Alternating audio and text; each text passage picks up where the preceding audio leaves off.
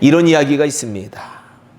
어느 사람이 한 젊은이에게 그대가 가장 원하는 것이 무엇인가? 라고 물었다고 합니다. 그랬더니 이 젊은이가 대답하기를 첫째는 건강이고요. 건강. 참 좋은 거예요. 그렇죠? 건강해지면 모든 걸 할 수 있지 않습니까? 둘째는 사랑이고요. 셋째는 재물이고요. 넷째는 아름다움이고요. 다섯째는 재능이고요. 여섯째는 권력이고요.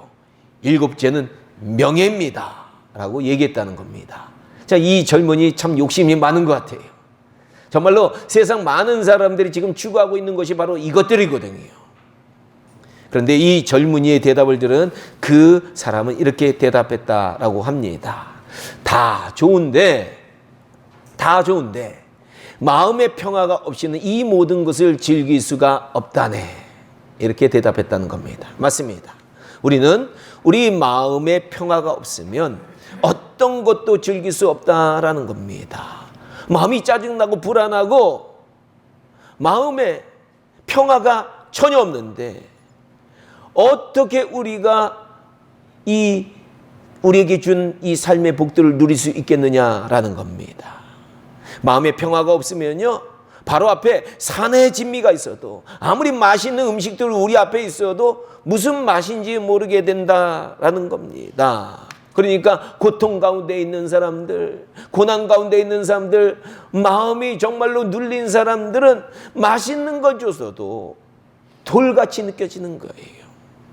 그래서 마음의 평화라는 것은 너무나도 중요한 것이다라는 겁니다. 그래서 많은 종교들이 마음의 평화를 추구하고 있다라는 겁니다. 그러나 이런 마음의 평화도 중요하지만 외적인 평화도 매우 중요하다라는 겁니다. 그것은 우리가 아무리 많은 재물이 있고 건강이 있고 사랑이 있고 아름다움과 권력과 명예가 있더라도 전쟁이 일어나거나 허리케인 같은 재앙이 일어나거나 지진 같은 재난이 일어나면 모든 것을 결코 우리는 누릴 수 없기 때문이다라는 겁니다. 지금 우크라이나를 보면요, 돈이 있어도 가고 싶은 곳에 마음대로 못 간다고 합니다. 가게에 가서 돈이 아무리 많아도 물건을 사고 싶은데 물건이 없어서 소용이 없다는 겁니다. 그리고 러시아의 미사일 공격으로 전력시설들이 파괴되어서 부자나 가난한 자나 모두가 추위에 떨고 있다라는 거예요. 러시아도 마찬가지입니다. 그동안 자기 마음대로 살던 러시아 사람들도 전쟁이 일어나자 언제 전쟁터로 끌려갈지 몰라서 수많은 사람들이 해외로 도피했고요. 그래서 얼마 전까지도 이 해외로 도피하는 그 러시아 사람들의 그 차량의 그 줄이 유럽을 뒤덮었어요. 그나마 러시아에 남아있던 사람들도 강제로 동원되어서 전쟁터에 끌려나가서 목숨을 잃고 있다라는 겁니다. 지금 30만 명이 동원되었는데 앞으로 70만 명이 더 동원될지도 모른다라는 거예요. 이처럼 우리 인간에게는 내적으로 평화를 누리는 것도 중요하지만 외적으로 평화를 가지는 것도 매우 중요하다라는 겁니다. 그래서 성경에서는 평화라는 단어가 400회 이상 나옵니다. 이스라엘 백성들이 늘 만나면 인사하는 그 인사말이 있어요. 그게 뭐죠? 샬롬. 샬롬. 이게 무슨 뜻이에요? 평화예요. 이스라엘 백성들은 너무나도 전쟁을 많이 겪었기 때문에 평화가 얼마나 중요한지 잘 아는 백성들입니다. 그래서 그들은 만나면 늘 뭐라고 인사하는 거예요? 샬롬.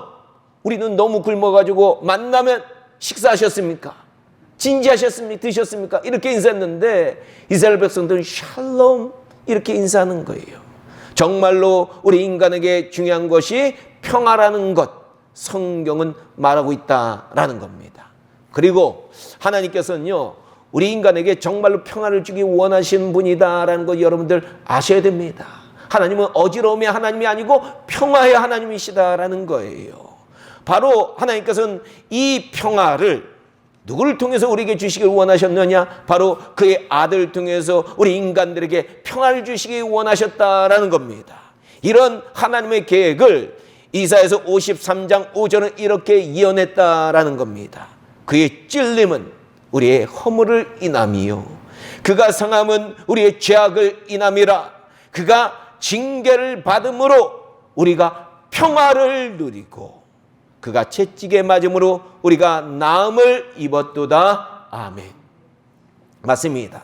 예수님의 십자가 사건을 통해서 하나님께서는요, 우리에게 평화를 주셨다라는 그런 말씀입니다. 지난번 설교에서도 제가 말씀드렸지만 예수님께서 십자가 위에 돌아가셨을 때 우리의 죄를 상징하는 성전의 이 두꺼운 휘장이 바로 위에서부터 아래로 두 동강이 났다라는 사실을 여러분들은 기억하실 겁니다. 이 사건은요, 죄로 인해서 하나님께서 주시는 평화를 누리지 못하던 우리 인간들이 예수님의 십자가 사건을 통해서 하나님이 주시는 평화를 누리기 시작했다라는 것을 우리에게 알려주는 사건이다라는 겁니다. 그래서 에베소서 2장 14절은 이렇게 말합니다. 그는 우리의 화평이신지라 원수된 것 곧 중간에 막힌 담을 자기 육체로 허시고. 바로 우리 예수님은요, 하나님으로부터 오는 평화를 우리가 받아 누릴 것을 가로막는 우리와 하나님 사이에 있는 휘장과 같은 죄의 담을 십자가 위에서 그의 육체로 제물로 드려서 우리를 위해 죽으심으로 허물어 주셨다라는 그런 말씀이다라는 겁니다. 그러므로 이제 예수님을 믿는 우리는 죄의 담을 사라지고, 이제 예수를 믿게 되면 이 죄의 담은 사라지고 하나님께서 주시는 평화를 한없이 누리게 되었다라는 겁니다. 죄의 짐을 벗어버리고 우리의 평화의 근원 되시는 하나님과 화평을 누려야 된다라는 겁니다. 이것을 로마서 4장 25절부터 이렇게 말합니다. 예수는 우리의 범죄한 것 때문에 내줌이 되고 또한 우리를 의롭다 하시기 위하여 살아나셨느니라. 그러므로 우리가 믿음으로 의롭다 하심을 받았으니 우리 주 예수 그리스도로 말미암아 하나님과 무엇을 누리자? 화평을 누리자. 그렇습니다. 우리는 예수 그리스도를 통해서 하나님과 화평을 누리고 하나님께서 주시는 평화를 누려야 된다라는 겁니다. 이에 요한복음 20장 19절에서 부활하신 예수님은요, 제자들에게 나타나셔서 뭐라고 얘기하셨습니까? 우리 같으면 너희 그동안 무서웠지? 너희 안 도망치고 잘 있었네? 뭐 이런 인사하실 수 있어요. 그러나 예수님께서 그들에게 나타나셔서 하신 처음 인사의 말씀은 너에게 평강이 있을지어다. 히브리어로 뭐라 그런 거예요? 샬롬, 샬롬이라고 인사하시고 그들에게 십자가 위에서 못 박혔던 손과 창에 찔렸던 옆구리를 보여주셨다라는 겁니다. 즉 예수님은 우리에게 평화를 주시기 위해서 십자가 위에서 손에 못을 박히셨고 옆구리에 창을 찔려주셨다라는 것을 우리에게 보여주셨다라는 겁니다. 맞습니다. 우리 예수님은 요한복음 14장 27절에서 평소 제자들에게 하신 말씀처럼 평안을 너에게 끼치노니 곧 나의 평안을 너에게 주노라. 이 평안이 뭐예요? 화평이에요. 화평. 평화의 평화. 바로 이 평안이 샬롬입니다. 이 말씀대로 십자가 사건을 통해 그가 죽으심으로 우리에게 평화를 주셨다라는 겁니다. 그런데 우리가 늘 명심해야 되는 것은 하나님은 우리에게 평화를 주시기 원하시지만 사탄, 마귀, 귀신의 세력은 절대로 우리 인간들에게 평화를 주기 원치 않는다라는 겁니다. 어둠의 세력들은 어떻게 해서든지 우리에게 평화를 빼앗고 우리가 시기, 질투, 분쟁, 다툼, 분열과 같이 평화를 누리지 못하는 삶을 살게 하려고 호시탐탐 우리의 삶을 노리고 있다라는 겁니다. 이런 사탄, 마귀, 귀신이 어떻게 우리에게 평화를 빼앗는지 우리에게 일깨워주는 다음 같은 이야기가 있어요.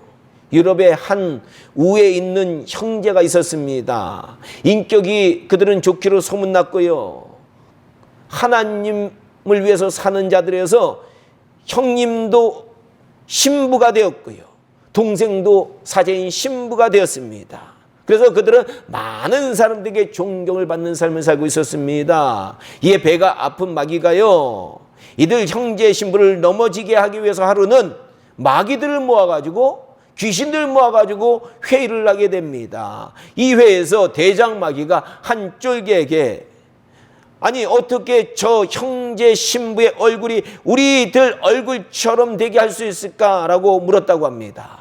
그러자 쫄개 마귀는요, 걱정 마세요 대장님, 단숨에 우리 같은 마귀의 얼굴로 제가 바꿔놓겠습니다 라고 얘기했다는 겁니다. 그리고 이 쫄개 마귀는요, 그 형에게 가서 뭔가 소곤소곤 얘기했는데, 아니 이 마귀의 얘기를 들은 형이 동생 신부의 뺨을 갑자기 가서는 쫙 때려버리는 거예요. 그러자 은혜로운 신부의 얼굴이 금방 마귀의 얼굴로 바뀌어버리게 되었다라는 겁니다. 이것을 본 대장 마귀는요, 기분이 좋아서 쫄개에게 아니 저 신부의 얼굴도 이제 우리의 얼굴과 비슷해졌는데 아니 도대체 무슨 말을 했길래 이렇게 변했느냐라고 물었습니다. 그러자 쫄개 마귀는요 대답을 합니다. 간단합니다. 대장님, 제가 형에게 가서 몰래 속삭였습니다. 너의 동생이 너보다 먼저 주교에 승진한다는 소문이 있더라. 이 한마디를 해주었을 뿐입니다. 이 마음이 찾아오니까 형이 그렇게 좋은 인격을 가졌던 형도 마귀처럼 변한 거예요. 그렇습니다. 이 이야기는 사탄 마귀 귀신은 교묘하게 우리에게 화평을 깨고 평화를 빼앗아 간다는 것을 보여준 이야기다라는 겁니다. 그러므로 우리 크리스천들은요, 이런 어둠의 세력들의 모습을 잘 아시고요, 하나님께서 우리 예수님을 통해 주시는 평화를 우리는 이 어둠의 세력들에게 빼앗기지 말고 잘 간직하고 지켜나가야 될 줄로 믿습니다. 그런데 오늘 본문 말씀 6절에 보면 한 나라의 땅에도 평화를 주시는 분이 누구이냐? 하나님이다라는 것을 우리는 알 수 있다라는 겁니다. 6절에 보니까요, 내가 그 땅에 평화를 줄 것인즉 너희가 누울 때 너희를 두렵게 할 자가 없을 것이며 내가 사나운 짐승을 그 땅에 제할 것이요 칼이 너희 땅에 두루 행하지 아니할 것이며. 그렇습니다. 하나님께서 우리 대한민국 땅에도 평화를 주셔야 우리가 편안히 발 뻗고 눕고 잘 수 있고 우크라이나를 공격한 푸틴처럼 우리가 두려워할 자가 없고 전쟁이 이 땅을 위협하지 않는다라는 그런 말씀입니다. 이뿐만 아니라 오늘 본문의 말씀은 하나님께서 평화를 주시는 땅에는요, 4절과 5절에 보니까 이런 축복이 임한다는 거예요. 철을 따라 비를 내려주시고, 그죠? 비를 철을 따라 다 알맞게 내려주신 거예요. 그래서 그 땅은 소산물을 풍성하게 내고 밭은 그 나무 열매를 주렁주렁 열리게 하셔서 풍성한 수확을 주신다라는 겁니다. 얼마나 수확을 많이 주시는지 오늘 본문의 말씀해 보니까 포도를 이 수확철에 처음부터 마지막까지 계속 수확을 할 정도로 풍성한 수확을 주신다라고 말씀하고 있다라는 겁니다. 우리 삶도 마찬가지예요. 우리 삶이 시작할 때부터 끝까지 하나님께서 늘 풍성한 이런 수확을 주셔야 될 줄로 믿습니다. 그리고 9절부터 보면요, 이 하나님께서 평화를 주시는 땅에는 그 백성들이 어떻게 되느냐? 번성하고 창대케 하신다라고 말씀하고 있다라는 겁니다. 오늘날 우리 대한민국이 번성하고 창대케 된 것도 평화를 주시는 하나님의 은혜다라는 겁니다. 이번 카타르 월드컵에서요, 전 세계 사람들이 대한민국에 깜짝 놀랐습니다. 우리가 16강 가서 놀란 게 아니에요. 뭐 16강 일본도 가고 호주도 갔어요. 아시아에서요. 아시아에서 세 개 팀이 다 16강 갔어요. 이것 때문에 놀란 게 아니라 이 월드컵 개막식에서 축하 공연을 하는데 카타르에서 주최하니까 카타르 가수가 메인으로 나와야 되는데 그것이 아니라 대한민국 가수 BTS의 정국이라는 아주 잘생긴 가수가 있어요. 이 정국이라는 가수가 나와서 노래를 부르고 공연을 하면서 전 세계 사람들이 깜짝 놀랐고 열광하게 되었다라는 겁니다. 영적으로 보면요, 대한민국 사람들이 이렇게 창대케 됨은 오늘 본문의 말씀처럼 하나님께서 평화를 주신 땅의 사람들이 누리는 복이다라고 할 수 있다라는 겁니다. 그리고 오늘 본문은 또 하나님께서 평화를 주시는 땅의 사람들에게 주시는 복이 나오는데 그게 뭐냐? 바로 제 11장에서 나옵니다. 내가 내 성막을 너희 중에 세우리니 내 마음이 너희를 싫어하지 아니할 것이며. 이것이 무슨 의미를 가진 말씀입니까? 이것은 평화를 주시는 땅에는, 하나님께서 평화를 주시는 그 땅에는 하나님께 제사 드리는 성막이 세워진다라는 그런 뜻인데, 오늘날로 말하면 하나님께 예배 드리는 교회들이 하나님께서 평화를 주시는 땅에는 세워진다라는 거예요. 야, 우리 대한민국이 그런 땅이 된 거예요. 오늘날 한국 땅에 평화가 찾아오고 번성과 창담이 찾아오는 것도 바로 하나님께서 복을 주시는 복의 통로인 교회들이 이 남한 땅에는 마을마다 세워졌기 때문에 하나님께서 우리에게 이런 평화의 복, 창대의 복, 번성의 복을 우리에게 주셨다라는 것을 영의 눈을 뜬 사람들은 다 알고 있다라는 겁니다. 그런데 북한 보세요. 예수를 믿는 사람들은 아우지 탄광에 보내고 죽이고 고문하는 그런 북한 땅에서는 어떻습니까? 이제는 가난에 찌들었어요. 미국이나 유럽의 역사도 보면요, 과거 교회가 마을마다 세워지던 그런 시기에는 그 땅에 평화가 찾아오고 치안이 최고로 좋아졌고 백성들의 양심이 바로 섰습니다. 번성과 창담이 찾아왔다라는 겁니다. 이 복이 바로 오늘 우리 대한민국으로 찾아왔다라는 거예요. 그런데 오늘 본문은 하나님께서 평화를 주시는 땅에 주는 가장 큰 복을 12절에서 말하고 있다라는 겁니다. 12절에 뭐라고 얘기하느냐 하면요, 나는 너희 중에 행하며 너희 하나님이 되고 너희는 내 백성이 될 것이니라. 아멘. 이 복은 정말로 엄청난 복이에요. 애국가에서 나오는 대로 하나님이 함께 하시고 하나님이 보호하사 우리 대한민국 만세라고 복받는 그런 복의 땅이 된다라는 겁니다. 온 우주 만물을 창조하신 창조주 하나님께서 우리 하나님이 되시고 우리 함께 하시고 우리를 지켜주신 하나님이 되신다는 사실은 정말 복 중에 가장 큰 복이다라는 거예요. 그러나 마귀의 나라가 된 땅들 보면 가난이 가득하고요, 독재자들이 판치고 소수의 권력자들만 잘 살고요, 인권이 유린을 당하고 자유는 사라지고 통제와 감시만 가득한 곳이 된다라는 겁니다. 그리고 그 땅에는 부도덕과 이기주의만 판치는 저주의 땅이 된다라는 거예요. 이처럼 하나님께서 평화를 주시는 땅에는 평화만 찾아오는 것이 아니라 수많은 하늘의 복도 함께 준다는 것을 성경은 오늘 본문의 말씀에서만 얘기하는 것이 아니라 수많은 성경의 말씀에서 말하고 있다라는 겁니다. 그러니까 여러분, 이 하나님 안에 이런 복이 있다라는 것, 하나님이 평화를 주셔야 된다라는 것 우리가 꼭 명심해야 돼요. 그렇다면 이런 평화와 복은 분명히 하나님께서 주시는 것임을 우리가 이 시간 깨닫게 되는데, 이 평화와 복이 그 시작은 어디에서부터 시작이냐라는 거예요. 시작이 있거든요. 평화와 복을 받는, 우리가 사는 이 땅에 평화와 복을 받는 그 시작점이 있어요. 그것은 바로 오늘 본문 3절이 우리에게 말해주고 있다라는 거예요. 3절에 뭐라고 되어 있습니까? 너희가 내 규례와 명령을 준행하면, 너희가 내 규례와 명령을 준행하면. 그렇습니다. 우리가 평화를 누리고 평화를 지키고 이 평화를 통해서 하나님께서 우리에게 주시는 그 영육간의 복을 받는 시작점은 하나님의 말씀인 규례와 계명을 준행하는 것이라는 거예요. 즉 하나님의 말씀을 듣는 것에 멈추는 것이 아니라 그 말씀대로 살아가는 것이 우리가 이 땅에서 평화를 지키는 가장 좋은 방법이다라는 겁니다.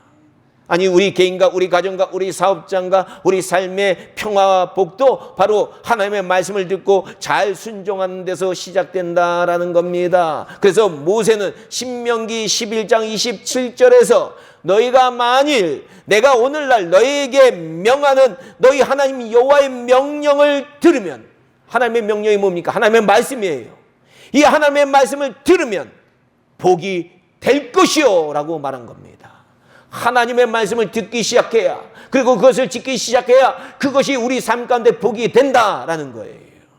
그러나 하나님의 말씀을 싫어하거나 멸시하면 평안은 사라진다라는 겁니다. 레기 26장 43절 이렇게 말합니다. 그들이, 이스라엘 백성들이에요, 내 법도를 싫어하며 내 규례를 멸시하였으므로 그 땅은 황폐하여 안식을 누릴 것이요 그들은 자기의 형벌을 기쁘게 받으리라. 아니, 어떻게 형벌을 받는데 형벌을 기쁘게 받습니까? 이건 역설로 말한 겁니다. 하나님의 말씀을 싫어하고 멸시하는 사람들은 그들이 사는 땅의 평화가 사라지는 것을 기쁘게 생각하는 것처럼 보인다고 영적 관점에서 반어적으로 하나님께서 말씀하셨다라는 겁니다. 그러니까 유럽 보세요. 하나님을 멸시하고 하나님을 말씀을 싫어하기 시작하니까 그 땅에 이제 점점 재난이 마구 찾아오잖아요. 우크라이나 러시아 전쟁도 어떻게 보면 영적으로 보면 그 땅에 하나님께서 경고하시는 거예요. 재난의 시작이다라고 경고하는 거예요. 하지만 안타깝게도 성경 역사를 살펴보면 이스라엘 백성들은 하나님의 말씀을 싫어하고 멸시하다가 그들은 아수르와 바벨론 제국에 의해서 나라가 망하고 평화를 잃어버리고 노예로 끌려가 불쌍한 땅이 되었다라는 겁니다. 이거 명심해야 돼요. 영적으로 진짜 명심해야 됩니다. 우리 한반도도 마찬가지였습니다.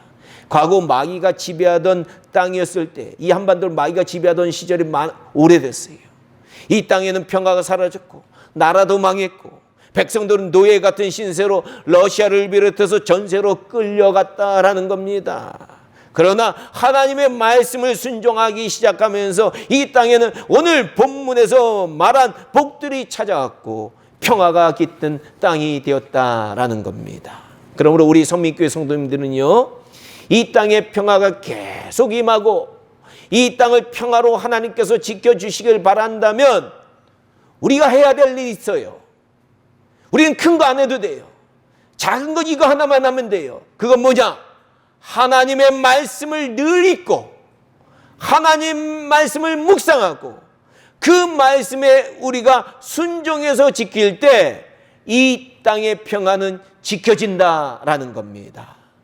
부디 저와 여러분들은 이 하나님의 말씀을 사랑하고 지키는 것이 우리에게 주신 하나님의 평화를 지키는 최고의 방법이다라는 것을 아시고, 우리 성민교회 성도님들, 세상 사람들이 무엇을 얘기해도, 평화를 지키기 위해서 우리가 무엇을 해야 된다 그렇게 얘기해도 그런 거 흔들리지 마시고 우리는 늘 하나님 말씀을 사랑하시고 그 말씀을 기뻐 순종하면서 지키는 저와 여러분들이 다 되시기를 주님의 이름으로 간절히 축원합니다.